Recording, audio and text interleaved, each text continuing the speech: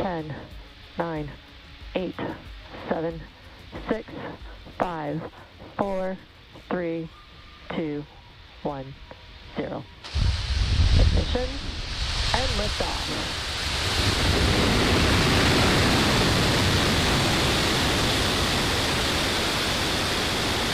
Falcon is pitching downrange.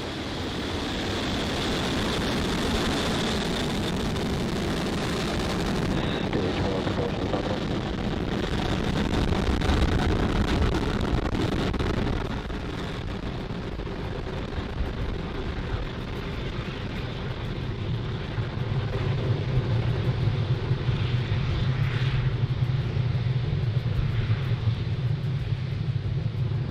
Falcon 9 has successfully lifted off from Cape Canaveral Space Force Station, carrying our stack of Starlink satellites to orbit. Nominal power and telemetry. Max Q is the next major event coming up here shortly, which will now be throttling down the engines, the M1D engines on that first stage for. Max Q is the maximum aerodynamic pressure that the vehicle sees on ascent. Vehicle is supersonic. And the weather, again, is looking beautiful, clear skies with an amazing view of Falcon on ascent there. Max Q. There's that call out that we have passed through Max Q. So in about a minute, we'll have 3 events happening back to back. That'll be main engine cutoff, or MECO, followed by stage separation and SES1, or second engine start 1. Now MECO is where we shut down all 9 of those M1D engines on the first stage that you see burning there on your screen. That's in preparation for the second event, which is stage separation. MVAC is chilling in. Just heard that call out that MVAC chillin' has begun. Now stage separation is where the first stage separates from the second stage, and first stage will make its way back to Earth and attempt to land on our drone ship, Of Course I Still Love You, while stage 2 continues on its journey with the third event, second engine start 1. That's where we light up that MVAC engine, and it will propel the second stage along with the Starlink satellites to their targeted drop-off orbit.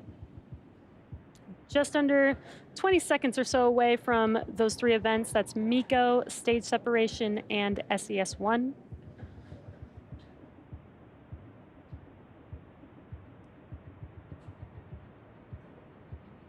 You should be able to see MECO here in a few seconds with those 9 M1D engines shutting down here shortly.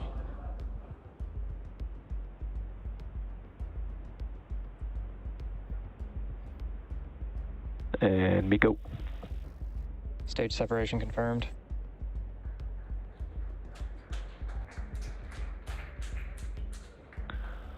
MVAC ignition and throttle up. And there we've had main engine cutoff and stage separation. You can see that from the ground tracking view there. We did have a good call out of second engine start 1 on the second stage. Fairing jettison confirmed. And we heard the call out for fairing deploy.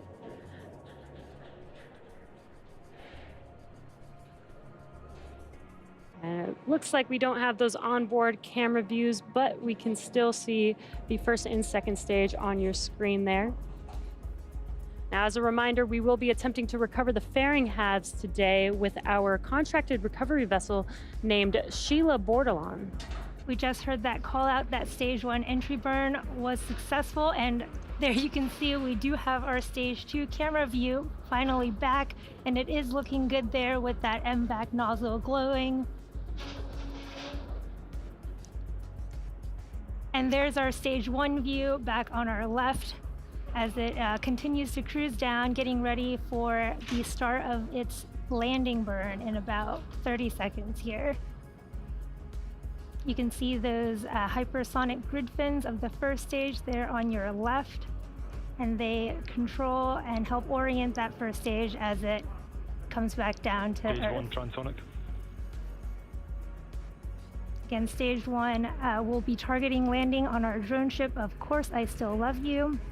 And right before landing, it will deploy 4 carbon fiber landing legs. Start of terminal guidance.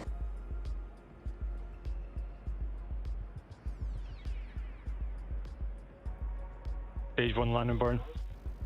have the start of stage 1 landing burn. This burn will last about 30 seconds. You can see it coming down towards the Atlantic Ocean there. What a beautiful view from that stage 1 camera. Stage 1 landing leg deploy.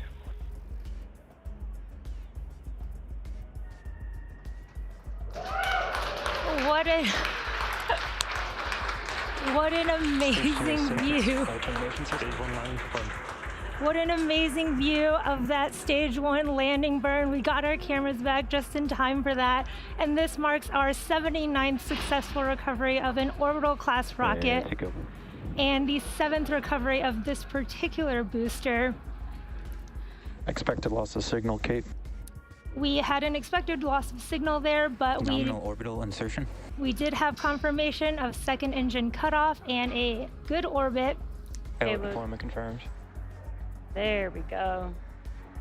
There's that call out, and we do have a visual of those Starlink satellites drifting away from second stage out in space.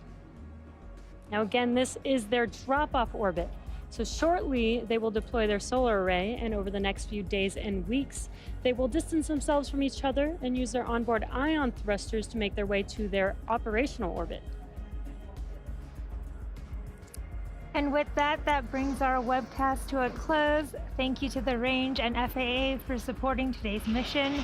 If you're interested in Starlink service, head over to starlink.com and sign up. And as always, thanks for joining us and have a great afternoon.